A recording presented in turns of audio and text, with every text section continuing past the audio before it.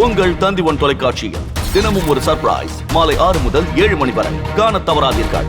தொடர்ந்து நம்மிடையே திமுக முக்கிய நிர்வாகிகளில் ஒருவரான கான்ஸ்டன்டைன் ரவீந்திரன் அவர்கள் இணைப்பில் இணைகிறார்.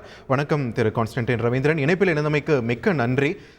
முன்னாள் முதலமைச்சர் கருணாநிதி கொண்டு வந்த இந்த உள் ஒதுக்கீடு தற்பொழுது செல்லும் என்று உறுதிப்படுத்தி இருக்கிறது உச்சநீதிமன்றம். இது திமுக அரசுக்கு எவ்வளவு ஒரு சிறப்பான தீர்ப்பா நீங்க பாக்குறீங்க? அதோடு சேர்த்து தமிழக அரசு கொண்டு வந்திருக்கக்கூடிய அருந்ததியர்களுக்கான உள் ஒதுக்கீடு இப்போ உறுதிப்படுத்தப்பட்டிருக்கக்கூடிய நிலையில வன்னியர்களுடைய கோரிக்கையும் அந்த சமூக மக்களுடைய கோரிக்கையும் நிறைவேற்றப்படுமான்னு பாலு இப்போ ஒரு கேள்வியும் வச்சிருந்தார். அதையும் சேர்த்து நான் உங்களுக்கு போஸ்ட் பண்றேன். உங்களுடைய பதில் என்ன?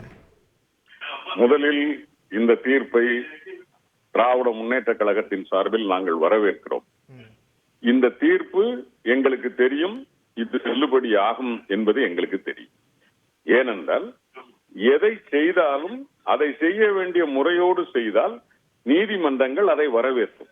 நான் அதைத்தான் சொன்னேன். இப்பொழுது 2005 நுழைவுத் தேர்வை ரத்து செய்தார் ஜெயலலிதா அம்மையார். அதை ரத்து செய்தது செல்லாது என்று உயர்நீதிமன்றம் தீர்ப்பளித்தது. ஆனால் தலைவர் கலைஞர் முதலமைச்சர் ஆனவுடன் அதே நுழைவுத் தேர்வை ரத்து செய்தார். அதை உச்ச நீதிமன்றமும் உறுதி செய்தது. திராவிட முன்னேற்ற கழகத்தினுடைய தலைவர் கலைஞர் செய்தது சரிதான் என்பதை உயர் நீதிமன்றமும் ஒத்துக்கொண்டது, உச்ச நீதிமன்றமும் ஒத்துக்கொண்டது. அதேபடிதான் இன்றைக்கு நாம் கொடுத்திருந்த எஸ்சி அருந்ததியர் அவர்களுக்கான இடஒதுக்கீடு, உள் ஒதுக்கீடு இதை நாம் கொடுப்பதற்கு முன்னால் கமிஷன் அமைத்தோம். அந்த மக்கள் அத்தனை பேரும் ஒரு யூனிட் என்பதை நிரூபிப்பதற்கான தரவுகளையும் சேர்த்து இவர்கள் அத்தனை பேரும் வாழ்வாதாரத்தில் பின்தங்கி இருக்கிறார்கள். அது மட்டுமல்ல, கொடுக்கப்பட்ட 18% எஸ்சி ஒதுக்கீட்டில் இந்த மக்கள் 2% கூட அனுபவிக்காமல் இருக்கிறார்கள். எனவே அவர்களுக்கு நாங்கள் குறைந்தபட்சம் அந்த மக்கள் தொகையின் அடிப்படையில், ஏனென்றால் நான் தெளிவாக சொல்லுகிறேன், அந்த மக்கள் தொகை எஸ்சி எஸ்டிக்கான மக்கள் தொகை நாம் ஒவ்வொரு மக்கள் தொகையிலும் எடுத்துக்கொண்டிருக்கிறோம் என்பது அரசியலமைப்பு சட்டத்தின்பால் உறுதி செய்திருக்கிறது. எனவே அருந்ததியர்கள் எத்தனை பேர் இருக்கிறார்கள் என்கிற எண்ணிக்கை தெரிந்த காரணத்தினால் நாம் அதை ஒதுக்கீடு செய்ய முடிந்தது. அதை செய்ய வேண்டிய முறையோடு செய்த காரணத்தினால் உச்ச நீதிமன்றம் அதை உறுதி செய்திருக்கிறது தவிர மறுக்க இயலவில்லை. ஆனால் சைமல்டேனியஸ்லி இதே நேரத்தில் நேற்று உச்ச நீதிமன்றம் பீகார் கொடுத்த தீர்ப்பை மாற்றி அமைத்திருக்கிறது. அது செல்லாது என்று சொல்லி இருக்கிறது.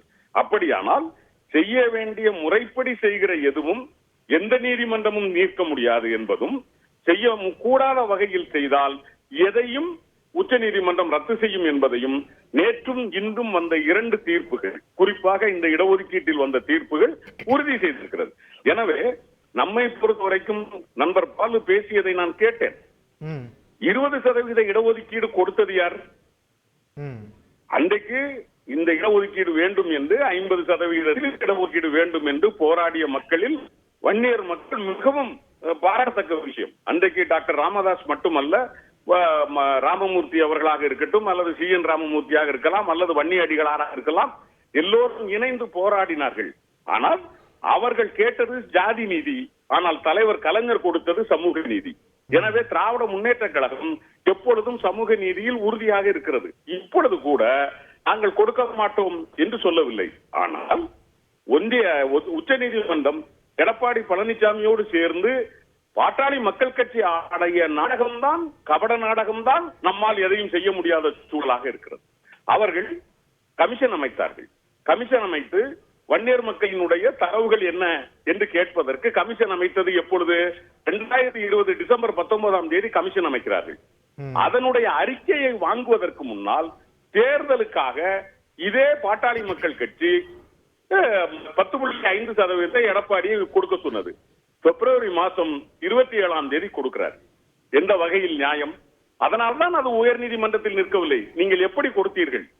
உயர் நீதிமன்றம் மிக தெளிவாக கேட்டது, நீங்கள் தேர்தலுக்கு ஆடுகிற நாடகங்களுக்கெல்லாம் நாங்கள் நீதி கொடுக்க முடியாது என்று உயர் நீதிமன்றம் சொன்னது, திமுக சொல்லவில்லை.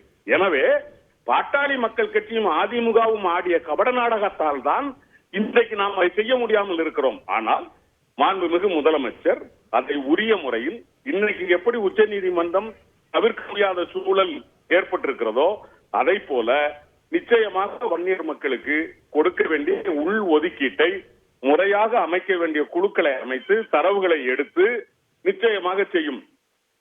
வழக்கறிஞர் பாலுக்கு ஒன்று சொல்லுகிறேன்.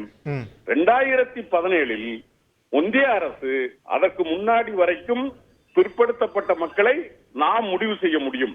ஆனால் ஒன்றிய அரசு பிரதமர் நரேந்திர மோடியினுடைய அரசு கொண்டு வந்த நன்றி திரு கான்ஸ்டன்டைன் ரவீந்திரன். இணைப்பில் உங்களுடைய கருத்துக்களை பகிர்ந்தமைக்கு. தமிழ்நாடு அரசால் கொண்டு வரப்பட்ட அருந்ததியின மக்களுக்கான உள் ஒதுக்கீடு செல்லும் என்ற ஒரு தீர்ப்பை வழங்கியிருக்கிறது உச்சநீதிமன்றத்தின் 7 நீதிபதிகள் கொண்ட அரசியல் சாசன அமர்வு. இது தொடர்பான முக்கிய செய்தியை நாம் பார்த்து வருகிறோம். பல்வேறு தலைவர்களும் நம்முடைய பகிர்ந்து கொண்ட கருத்துக்களையும் நாம் கேட்டோம். உங்கள் தந்தி ஒன் தொலைக்காட்சியில் தினமும் ஒரு சர்ப்ரைஸ் மாலை 6 முதல் 7 மணி வரை காண தவறாதீர்கள்.